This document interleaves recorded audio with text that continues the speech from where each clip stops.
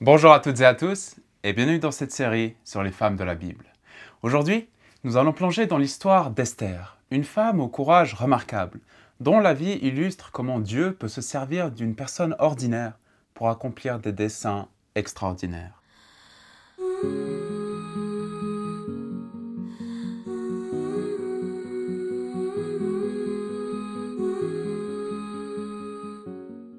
Esther n'était pas une reine née dans la royauté.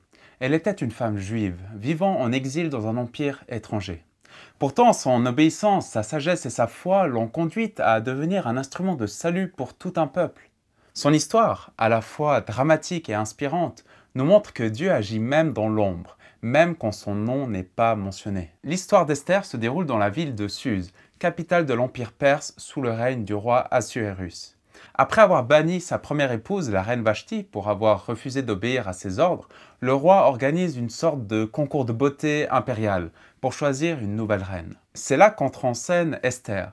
Elle est orpheline, élevée par son cousin Mardochée, un homme juste et respecté parmi les Juifs de Suse, qu'il avait prise chez lui comme sa propre fille. Lorsque Esther est choisie pour participer au concours royal, elle obéit à Mardochée, qui lui conseille de cacher son identité juive. Grâce à sa beauté, sa grâce et l'attitude humble qu'elle adopte, Esther gagne la faveur du roi et devient reine de Perse.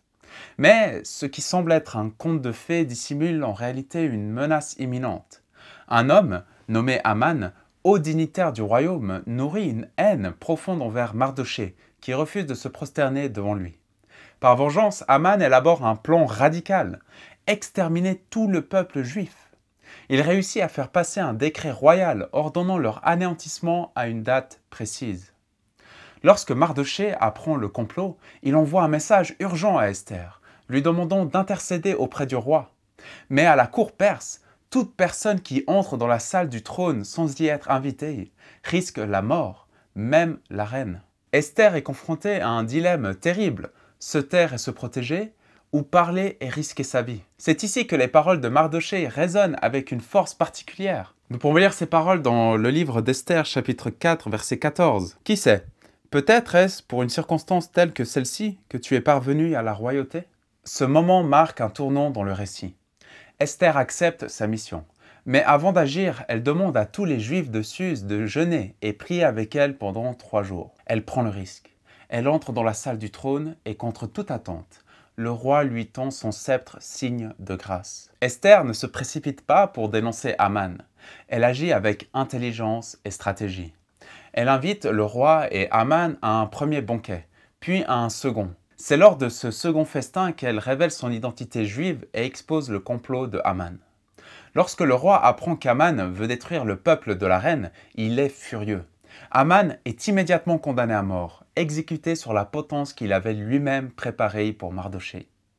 Le retournement est spectaculaire. Mardochée est élevé au rang de Premier ministre et un nouveau décret est publié autorisant les Juifs à se défendre contre leurs agresseurs. Ce passage du désespoir à la délivrance n'est pas dû à un miracle visible ou une intervention divine spectaculaire. Le nom de Dieu n'apparaît nulle part dans le livre d'Esther. Pourtant, sa main est partout. Dans le timing parfait, les retournements de situation, la sagesse d'Esther, la fidélité de Mardochée. C'est une orchestration divine qui s'opère en coulisses. Esther ne disparaît pas après la victoire. Elle continue d'agir pour son peuple, demandant une seconde journée de défense pour les Juifs de Suse. Elle établit aussi la fête de Pourim, destinée à rappeler chaque année la délivrance du peuple juif. C'est grâce à elle que cette mémoire a été préservée. Esther n'est pas seulement une femme de foi, elle est une femme d'action, de stratégie, de parole. Elle utilise sa position, son influence et son intelligence pour défendre son peuple jusqu'au bout. Elle est l'exemple même de la femme qui ne se laisse pas réduire à un rôle passif, mais qui assume pleinement la responsabilité que Dieu lui confie. L'histoire d'Esther nous parle encore avec puissance aujourd'hui. Elle nous enseigne d'abord que Dieu agit même dans le silence. Il n'a pas besoin de tonnerre ou de miracle pour conduire ses plans. Il se sert de circonstances, de personnes ordinaires placées au bon endroit au bon moment. Elle nous enseigne aussi le courage dans la foi. Esther aurait pu rester cachée, mais elle a choisi de se lever, de parler, de risquer. Elle dit dans le chapitre 4, verset 16, « J'enfreindrai la loi, et si je dois mourir, je mourrai. » Ces mots sont une déclaration de confiance radicale, une remise totale entre les mains de Dieu. Et enfin, Esther nous montre la puissance d'une voix fidèle. Elle était seule face à l'homme le plus puissant de l'Empire, mais sa foi, sa sagesse et sa détermination ont changé l'histoire. Sa vie est un appel à ne pas sous-estimer notre rôle, aussi modeste qu'il puisse paraître. Esther est une femme de foi, de courage et de vision. Elle a compris que sa place dans le palais n'était pas un privilège personnel, mais une mission divine. Elle nous enseigne qu'il y a des moments dans la vie où Dieu nous positionne précisément pour accomplir quelque chose de crucial. Peut-être vous aussi vous êtes dans un lieu ou une saison de votre vie pour un temps comme celui-ci, comme disait Mardochée. Merci d'avoir suivi cet épisode sur la vie d'Esther. J'espère que son parcours vous inspire à marcher avec foi, à parler avec sagesse et à agir avec courage. Abonnez-vous pour découvrir la suite de cette série sur les femmes extraordinaires de la Bible. Que Dieu vous bénisse et à très bientôt. Bye bye.